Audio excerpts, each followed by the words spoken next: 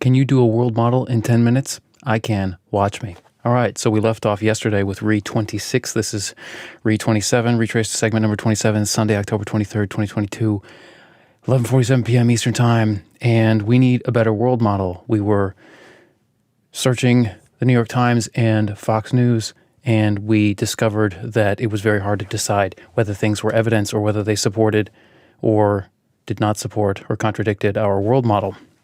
Oh, I got to catch my breath. It was a race to get here on time. All right. So let's do this. It's in one page. It's beautiful. It's masterful. Now that is a world model. World model number 4. This is the 4th version. Way better than the first 3. The first 3 weren't even world models. It was like they were just hodgepodges. Not hodgepodges, but they didn't model the world. Okay, this one does. I guess I'm just going to start with it. Start into it, okay? There are about 6 headers. I don't need to be telling you this. We're wasting time. 1 minute and 9 seconds. Okay. Are we ready? Hello? I'm being told we're ready. Okay. First item, natural intelligence is threat modeling. Yes. The intelligence part of what we are does at least one major thing, threat modeling. Now, there are like 4 kinds of modeling, 4 kinds of model that lead up to threat, or 3 kinds that lead up to the 4th one, which is threat modeling. So you've got a model of yourself. We'll talk about that in a second, self-model. You've got your locale model. That roughly corresponds to the hypotheses, i.e. the guesses about current history that we've been talking so much about. Then you've got your world model. This is world model 4. We've had previous ones that were not so good. This one's better. And the world model, your world model, if you have one, you should have one, and you should make it explicit like we're trying to do. That's a guess about cosmology. The world, the big world, not the little worlds that are a part of the big world. Your world model could be based on God. It could be based on physics and entropy and many world theory. It could be based on the simulation hypothesis. I don't know. It's your world model. You tell me. And then once you've got those 3, self, local, and world, you're on to threat modeling. Threat models are of catastrophic risk. What kinds of catastrophic risk? I know this is going to be too quick, but we got to get it done in 10 minutes. This is a lot of stuff, and I don't want it to drag on and on. First kind of catastrophic risk is micro. Why are we going so fast? Because I don't want to waste your time. You have micro catastrophic risk if I waste your time, if I waste your attention. You've lost moments of your life. Your whole life is composed of moments. Each one of those steps that leads to the last time thought experiment, the last time you do this, the last time you do that, those are all moments or groups of moments. That's micro catastrophic risk. Partial catastrophic risk, you lose a limb, not life, limb, and eyesight, just limb and eyesight. You lose your limb, you lose your eyesight. That's partial catastrophic risk to you as an individual. Then you've got your whole individual catastrophic risk. That's you losing your life. You worry about losing your life in the same way that you should worry about catastrophic risks. I'm at 3 minutes, 16 seconds, so they're not going to make it through here. Okay. Then you've got your local group, your family, your friends, the people in your neighborhood. That's local catastrophic risk. And then we get to, wait for it, global catastrophic risk, GCR. We've talked about nature not effing around with GNR, genetics, nanotech, and robotics. GCR, global catastrophic risk. How does that tie into the world model? I just told you. Go back if you weren't paying attention. Here's a side note, a first side note.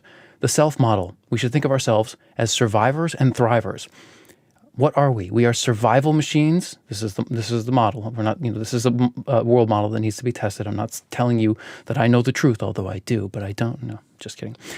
We are survival machines, or you might think of us as escape machines. I'll explain in a second. First, we must rage against the dying of the light. That poem by Dylan Thomas is important. Rage against the dying of the light. That's survival. Everything else that we do is what we care about. Frankfurt, Retraice, whatever number talked about the care factor. And it's secondary to raging against the dying of the light. It doesn't matter what you care about if you're dead. Okay? So self-model, we're survivors and thrivers. Individuals escape from the 4 Fs. Fighting, fleeing, feeding, and fornicating. The 4 Fs. The real stuff of evolution. Gopnik et al., scientist in the crib, cited in the notes. So individuals escape from the 4 Fs, but populations over time evolve to get better at escaping as a group, or on average. We're at 5 minutes. Yikes, we're not halfway through. We're about a third of the way through. Side note, motivation model, fun and doom. Let's talk about motivation. What would motivate us? What would motivation us? No. What would motivate us against doom compared to near-term fun? The problem is that wealth and power, and everything else that's near-term fun, a lot of it comes from that, are so motivating. Wealth and power, you don't want some? You're not going to have some fun with that? I mean, power in a general sense, like you got power over your time and your life, or things are going well for you if you've got wealth and power, right? But loss feels twice as intense as gain. So loss feels twice as bad as gain feels good. I don't know if a study has supported that, but I'm telling you it's the truth. Well, the solution might be then to arouse the anticipation of loss without overdosing on it. How do you motivate people to work on global catastrophic risk or nature not effing around, things that are not front and center, that are not obviously relevant to the present moment?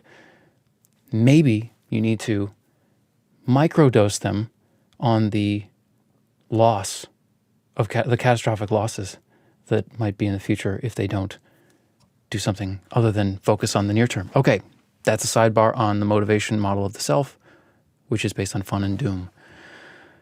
Let's talk about decisions, the two problems of life and the problem of death. This has been a thing that's just been sort of germinating in my mind for years, and this is the perfect place for it to come up.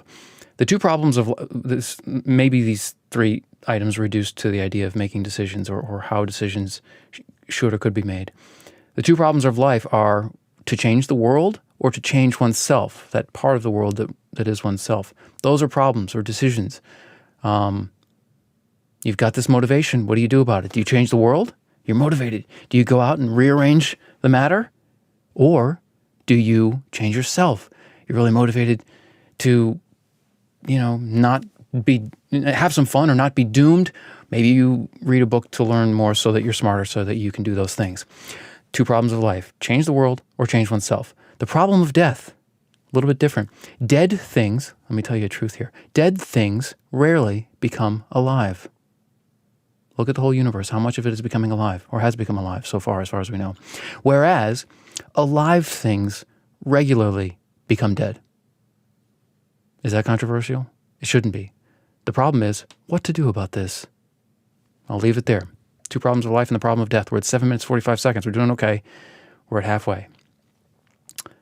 Next item, nature. We've talked about nature, which is not effing around. Nature is physics and selection, as in natural selection. When we think of nature, we should think physics, evolutionary biology, and computer science and economics, because it comes down to resources and what is possible to compute or what is possible to do in a universe of finite resources and physical laws. What is computable is determined by space and time, memory, and the duration of the steps in the algorithm. Big O notation, complexity, okay? So when we think of nature, we should think of physics and natural selection, and that these things are not effing around. So this brings us to GNR, genetics, nanotech, and robotics. First, let's start with genetics. Genetics is about 2 units of evolution or natural selection. Replicators and vehicles. The replicators are genes, the vehicles are organisms. This could change. Okay, memes could be replicators, or they almost certainly are. What are the vehicles of memes? I don't know. And then we've got Dyson talking about analogy, and all kinds of weird stuff is happening on this planet. It's a good time to be alive, but we got to keep it that way. So genetics is about replicators and vehicles, i.e. genes and organisms. Biological, mechanically advantaged energy is the contest between natural and animate matter via natural selection. Biological, mechanically advantaged energy is the contest in the contest between natural and animate matter via natural selection. I can't unpack that. It's going to be in the notes. You think about it. Have you heard of the Kardashev scale that sort of categorizes civilizations? We are a type 0.73, maybe, Kardashev civilization. It's based on how much energy we can harness. Let's say that, so we've talked about genetics, let's talk about robotics and nanotech. I'm going to say that robotics, the Kardashev scale needs to be explained. The 3 that he came up with, number one was harnessing the power of the sun. That's type 1 civilization. Number 2 was harnessing the power of the solar system. That's type 2. And number 3 is harnessing the power of a galaxy. That's type 3. We don't even have the power. We haven't even, sort of totally harnessed the power of our own sun. So we're below level 1. And who's the guy? Carl Sagan sort of did an interpolation between 0 and 1 and said that in the 1970s, at least, when he was talking about this, we were at a 0.7 level based on the energy we were harnessing, 0.7 level civilization. And then on Wikipedia, they did the math and said that we're about 0.73, more or less, right now, in terms of quantity of energy. Okay, well, let's say that 0.7 corresponds roughly to robotics. We're talking human scale, mechanically advantaged energy. Mechanical advantage is leverage. That's a fancy word for leverage. It's very, very important in nature, and then we're going to talk about strategic intelligence and artificial intelligence, and then we're done. We're very close here. Nanotech is nanoscale mechanically advantaged energy, nanoscale leverage. And then planetary scale leverage, mechanically advantaged energy, is type 1 civilization. Solar scale is type 2. Galactic scale is type 3. Okay, that's what's going on with nature, which is physics and selection, not effing around. Moving on to strategic intelligence. Strategic intelligence is game theory. Full stop. Full overflowing stop, maybe. I don't know. All right, so blue and red bipolar group conflicts, your political party versus the other one. There probably aren't two if you're listening to this, certainly if you're in the United States. Blue and red bipolar human group conflicts. This is the most basic game in game theory, one-on-one. Zero sum. You can argue that blue and red politics isn't zero sum, but it can definitely be played that way, and arguably more often than not is. This most basic kind of game gives rise to strategy. We're talking about strategic intelligence. What gives rise to it? Where does it come from? Game theory. And the simplest game, which is one-on-one. You've also got multipolar conflicts, which give rise to group strategy. Okay, so what is group strategy? What's that in the vernacular that we've been using? It's intelligence organizations. Okay, so you as an individual can play strategies in a game against another individual. What if it's group on group? Or what if it's, you against two other individuals? Things get complicated. We need intelligence organizations. I don't know. Maybe you don't need to jump to organizations if it's one-on-one. But anyway, I'm not very strong on game theory. I'm not very strong. I'm weak. I'm extremely weak on game theory. Let's not be silly. Point number 3 is trust is the main problem in game theory. And in particular, the prisoner's dilemma. The prisoner's dilemma is sort of like what we're is definitely, I think, what we're dealing with global warming, where we would all do better if we changed our behavior. We would all benefit, but nobody has the incentive to individually make changes to their behavior because it only works if everyone else does it, and there's no way to guarantee that everyone else is going to do it. So trust is the main problem in the prisoner's dilemma, according to me now, with my weak game theory. And trust is also the main problem with intelligence organizations. So trust. We talk about trust and sources all day long. Why? Because strategic intelligence is game theory. I'm talking very quickly, but we're going to make it. Finally, artificial intelligence is computer control. Leverage mechanisms. So when you think leverage, you should think mechanically advantaged energy. This is too much, isn't it? Sorry, but it's fun. Go back and listen to it. You can play it in slow mode so that I'm not going so quickly. Leverage mechanisms explode in complexity, which leads to the need for computers. Believe me, or don't. Point number 2, leverage mechanisms explode in power, which leads to the need for control, as in control theory, as in cybernetics. Leave it. Computer control, in theory, is, then, therefore, Turing machine cybernetics. Turing machines are like the mathematical model/theory of computing, and cybernetics is the mathematical/model theory of control. Okay, so if we've got computers and control, we've got Turing machines and cybernetics.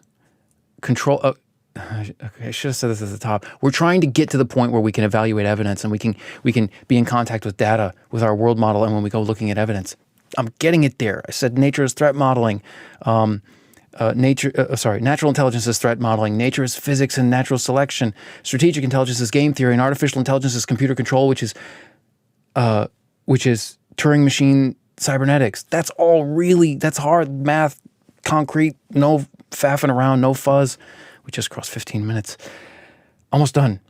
Computer control of computer artifacts, i.e. hardware, is physics, chemistry, and engineering. Great, we're more grounded in the hard sciences. Control of computer electrons, i.e. the voltages, the code, that's coding, software engineering. Again, these are things we can evaluate concretely. It's not just mushy English words, which is what we've been doing so far. Finally, AI is classical code, wherein the steps described by the code yield precise results, and artificial intelligence code, wherein the steps described by the code improve imprecise results. That comes from Kissinger et al. In Age of AI. That's the best definition of AI code. And so AI is both of them. It's going to be the code that's simple, that yields the stuff that we've been writing, that yields the precise results, and it's going to be the stuff that we're writing now, but that's starting to write itself, or that's starting to become incomprehensible to us. We write the algorithms, but they give rise to neural networks and models that we don't understand and can't inspect. And that code what it does that's different from normal computer code is that it improves imprecise results as opposed to yielding precise results. Okay, we did it in 16 and a half minutes. Enough. Absolutely enough. References will be in the show notes, which will be linked to in the RSS feed. Retraice.com, RETRAICE.com. This is Retraice segment number 27. See you again around midnight. And that's it. Signing off.